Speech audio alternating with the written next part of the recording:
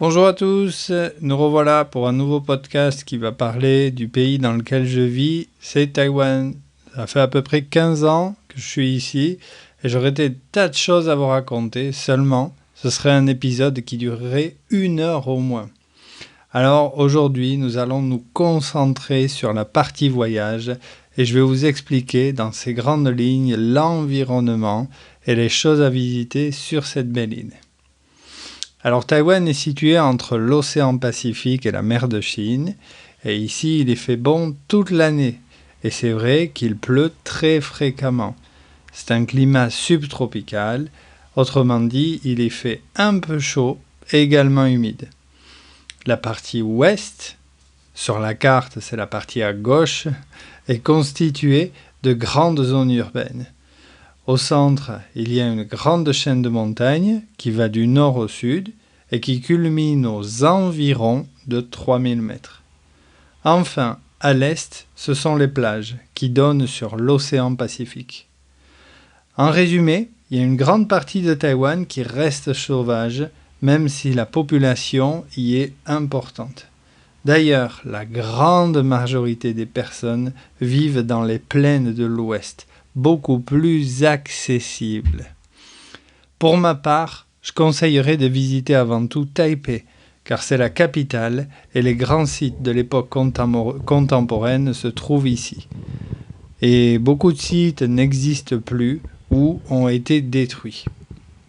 Je vous conseille à Taipei de visiter Songyan, qui est une ancienne fabrique de tabac reconvertie en un espace de création et d'art moderne.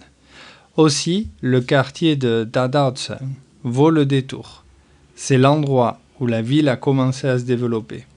Et c'est un lieu composé de petites rues anciennes qui ont et sont toujours très animées. Les petites boutiques et les clients y sont très très nombreux. Pour la partie plus naturelle, je recommande d'aller faire de la randonnée en haute montagne. Au centre de l'île, il y a un choix énorme de sentiers pour atteindre des sommets d'une nature préservée. Et le sommet le plus haut, qui est le plus connu, c'est le mont Yushan, le mont Sylvia en anglais. Si vous préférez la mer, alors vous pouvez aller au sud-est de l'île, vers une petite ville qui s'appelle Taidong, qui est un petit paradis sur terre.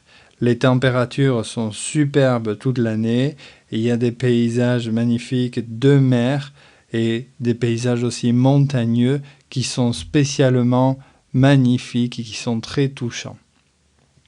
Alors pour conclure, Taïwan c'est mal connu et nous la connaissons seulement sur les aspects politiques, mais elle possède une multitude de lieux charmants qui valent le détour.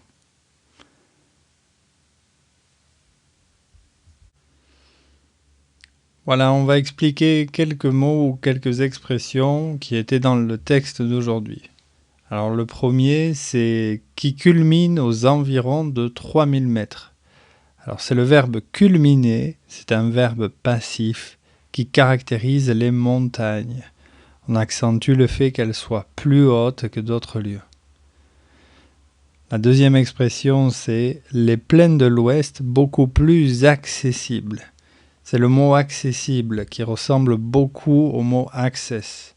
C'est un adjectif un peu différent en français et qui veut caractériser un lieu dans lequel il est facile de s'y rendre.